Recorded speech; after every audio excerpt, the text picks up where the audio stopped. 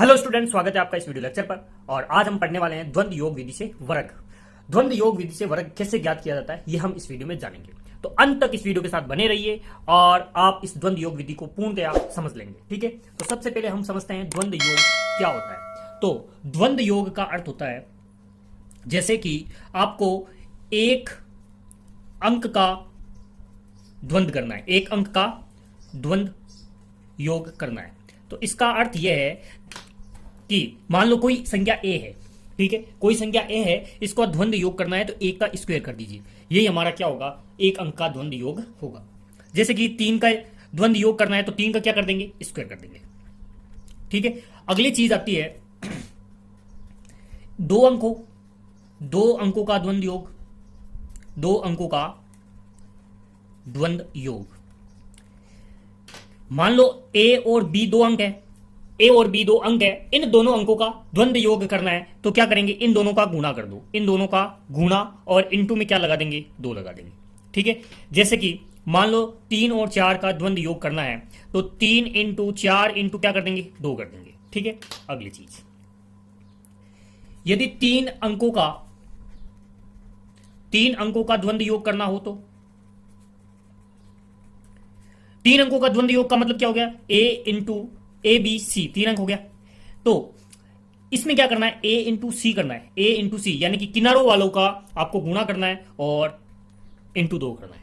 और प्लस में जो मध्य है, मध्य अंक कौन सा है, बी है, तो बी का स्क्वायर कर देना है। समझ लो इसको, 3 4 5 ये कोई संख्या है तो 3 इंटू 5 करेंगे, किनारों वालों का गुणा और इंटू 2। जब भी आपको 2 अंकों का द्वंद्व करना हो तो इंटू 2 तो आपको सब में करना है, समझ गए। और प्लस में ए का बी का स्क्वायर यानी कि 4 का स्क्वायर। ठीक है, अगली चीज समझते हैं, यदि 4 अंकों का द्वंद्व योग करना हो तो क्या करेंगे, जैसे कि ए बी सी डी, ये आपके 4 अंक है तो क्या करेंगे, ए इंटू डी, किनारों वालों का गुणा इंटू 2 और प्लस में बी इंटू सी इंटू 2। ठीक है, देखो जैसे कि 1 2 3 4 कोई 4 अंकों की संख्या है तो क्या करेंगे, 1 इंटू 4 इंटू 2 और प्लस में 2 इंटू 3 इंटू 2। इस प्रकार से हम इसको हल करेंगे। ठीक है, अगली चीज आती है आपके सामने, यदि 5 अंक हो, 5 अंकों का द्वंद्व योग करना हो तो कैसे करेंगे, 5 अंकों का द्वंद्व योग करना हो तो कैसे करेंगे। तो जैसे कि ए बी सी डी और ई ये है तो क्या करेंगे, ए इंटू ई और इंटू 2 प्लस में B into D into 2 plus C का स्क्वायर। इस प्रकार से हम करेंगे। ठीक है, आपको समझ में आया होगा। अब आगे इसके कुछ एग्जाम्पल लेते हैं जिससे आपको और ज्यादा समझ में आएगा। ठीक है, जैसे आपको 27 का वर्ग करना है द्वंद्व योग विधि से। द्वंद्व योग विधि से आपको क्या करना है, वर्ग ज्ञात करना है।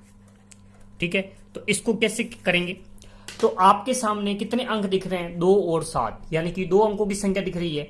तो इसको पहले क्या करेंगे, इसको लिखने का तरीका है 2 7 और 7, यानी कि इसको टुकड़ों में तोड़ना पड़ेगा। पहले 1 अंक आएगा, फिर 2 अंक आएगा, फिर जैसे 2 अंकों की संख्या तो बीच में 2 अंकों की संख्या, फिर साइडों में 1 अंक की संख्या आएगी। इस प्रकार से आपको करना है।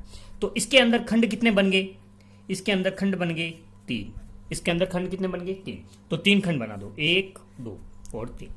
ठीक है, और 1 अंक का द्वंद्व योग करना है तो 1 अंक का द्वंद्व योग अभी मैंने सिखाया था। 1 अंक का द्वंद्व योग का मतलब क्या हो गया, 2 का स्क्वायर। 2 अंकों का द्वंद्व का योग कितना मतलब हो गया, 2 गुणा 7 गुणा 2 और 1 अंक का द्वंद्व का मतलब क्या हो गया, उस संख्या का वर्ग। ठीक है, अब देखो 2 का स्क्वायर का मतलब क्या हो गया, 4 हो गया। 2 इंटू 7, 7 दूनी 14, 14 दूनी 28 और 7 का स्क्वायर कितना हो गया, 49। ठीक है, अब देखो ध्यान से देखना इसको। अब हमें इस विधि के अंदर प्रत्येक खंड के अंदर 1 अंक चाहिए, प्रत्येक खंड के अंदर 1 अंक। तो इस 1 को मैं उत्तर के रूप में लिख देता हूं, बच्चा जो है उसको अगले खंड के अंदर प्लस करना है। ठीक है, इसको हमने प्लस कर देते हैं। 28 और 4 कितने हो गए, 32 हो गए। अब इस 32 का 2 तो हम आंसर के रूप में लिख देंगे और जो बच रहा है उसको अगले खंड में लिख देंगे। तो प्लस में 3 कितना हो गया, 7, तो ये हो गया 729। ये हमारा क्या हो जाएगा, 27 का वर्ग हो गया। ठीक है, कौन सी विधि से, द्वंद्व योग विधि से। एक और एग्जाम्पल लेते हैं। एग्जाम्पल है आपके सामने 362 का स्क्वायर करना है। कौन सी विधि से? द्वंद्व योग विधि से। ठीक है, अब देखो यहां 2 अंक थे, यहां 3 अंक है, तो सबसे पहले क्या करेंगे, इनको टुकड़ों में तोड़ेंगे। पहले 1 अंक आएगा, 3 आ गया, फिर 2 अंक आएगा, 3 और 6 यानी कि 36 आ गया, फिर कितना आ गया, 3 6 2, 3 अंकों की संख्या आ गई, फिर वापस 2 अंकों की संख्या 6 और 2, और फिर 1 अंक। ठीक है, अब इसके अंदर खंड कितने बनेंगे, इनको सारों को जोड़ दो, 1 2 3 4 5, यानी कि टोटल 3 अंकों वाली संख्या के अंदर खंड कितने बनने वाले हैं, 5 खंड बनने वाले हैं। तो हम इसमें 5 खंड बना देते हैं। तो पहला खंड, दूसरा खंड, तीसरा खंड और चौथा, और ये हो गया 5वां। ठीक है, अब इसको करते हैं हल। पहले इस 3 का, 3 1 अंक की संख्या है, तो यानी कि 3 का क्या करेंगे, द्वंद्व। तो 3 1 अंक की संख्या है, तो 1 अंक के द्वंद्व के लिए क्या करते हैं, उस संख्या का वर्ग करते हैं। तो 3 का क्या कर देंगे, वर्ग कर देंगे। यहां 3 और 6 2 अंक है, तो क्या करेंगे, इन दोनों संख्याओं का गुणा और इनटू क्या करेंगे, 2 करेंगे। ठीक है, 3 अंकों की संख्या है, तो किनारों वालों का गुणा, किनारों वालों का गुणा, किनारे में कौन है, 3 और 2 है, 3 और 2 को गुणा, और इनटू में क्या करना है, 2 करना है, और प्लस में मध्य में जो है, बीच में जो अंक है उसका क्या करना है, वर्ग करेंगे। ठीक है, अब 2 अंकों की संख्या है, तो इन दोनों का गुणा और इनटू क्या करेंगे, 2 करेंगे, और 1 अंक की संख्या का द्वंद्व क्या होता है, उस संख्या का वर्ग होता है, तो 2 का स्क्वायर। ठीक है, अब देखो 3 का स्क्वायर यानी कि 9, 3 इंटू 6 6 18, 18 और 2 18 दूनी 36। ठीक है, 3 इंटू 2 और इंटू 2 यानी कि 4 दिए 12, और प्लस में 6 दूनी 6 का स्क्वायर कितना हो गया, 36 हो गया। 6 का स्क्वायर यानी 36, और ये हो गया 6 इंटू 2 12, 12 दूनी 24, और ये हो गया 4। ठीक है, अब देखो इसको आगे और हल करते हैं। अब देखो इसको 9 का 9, 36 का 36, और इसको जोड़ देते हैं तो होता है 48। ठीक है, ये हो गया 24, और ये 4। अब देखो प्रत्येक खंड के अंदर हमें 1 अंक को लेना है, प्रत्येक खंड के अंदर 1 अंक को लेना है, तो इसका 1 अंक मैंने उत्तर के रूप में लिख दिया। ठीक है, इसका 1 अंक उत्तर के रूप में लिख दिया, और जो बच रहा है उसको क्या करेंगे, प्लस के रूप में अगले खंड के अंदर भेजेंगे, तो ये हो जाएगा +2, यानी कि कितना हो जाएगा, 50। 50 का जो 0 है उसको हम आंसर के रूप में लिखेंगे, और जो बच रहा है उसको क्या करेंगे, अगले खंड के अंदर भेज देंगे, तो ये हो जाएगा +5, यानी कि कितना हो जाएगा, 41। 41 का जो 1 है वो उत्तर के रूप में, और जो 4 है वो अगले खंड के रूप में, प्लस के रूप में लिख देंगे, तो 9 और 4 कितना हो जाएगा, 13 हो जाएगा। तो हमारा उत्तर कितना हो जाएगा, 13 10 44। हमारा उत्तर कितना हो जाएगा, 13 10 44। आपको समझ में आया होगा। यदि कोई संख्या 4 अंकों की है, 4 3 12, कोई संख्या 4 अंकों की संख्या है, उसका क्या करना है, अपने को वर्ग करना है। कौन सी विधि से, द्वंद्व योग विधि से। द्वंद्व योग विधि से तो पहले इसके टुकड़े करेंगे, क्या आएगा, पहले 4 आएगा, फिर कितना आएगा, 2 अंकों की संख्या 4 और 3 लिख दो, फिर कितना आएगा, 3 अंकों की संख्या 4 3 1, फिर कितना आएगा, 4 अंकों की संख्या 4 3 1 2। हमारी संख्या 4 अंकों की संख्या है, तो यहां तक छोड़ देते हैं, फिर वापस क्या करेंगे, 3 2 1, फिर 3 अंकों की संख्या 3 1 2, फिर 2 अंकों की संख्या 1 और 2, और फिर 1 अंक की संख्या यानी कि 2। ठीक है, अब इसके खंड बनाते हैं। कितने खंड बनते हैं, जोड़ो, 1 2 3 4 5 6 7, यानी कि 4 अंकों की संख्या का द्वंद्व योग विधि से करते हैं तो उसके अंदर 7 खंड बनते हैं। तो हम बना देते हैं। पहले 4 का क्या करेंगे, स्क्वायर करेंगे। क्यों, क्योंकि ये 1 अंक की संख्या है, और इसका द्वंद्व करते हैं तो उस संख्या का क्या होता है, वर्ग होता है। दूसरे खंड में क्या करेंगे, 4 और 3 2 अंक है, तो इन दोनों का क्या करेंगे, गुणा करेंगे, और इनटू में क्या कर देंगे, 2 लगा देंगे।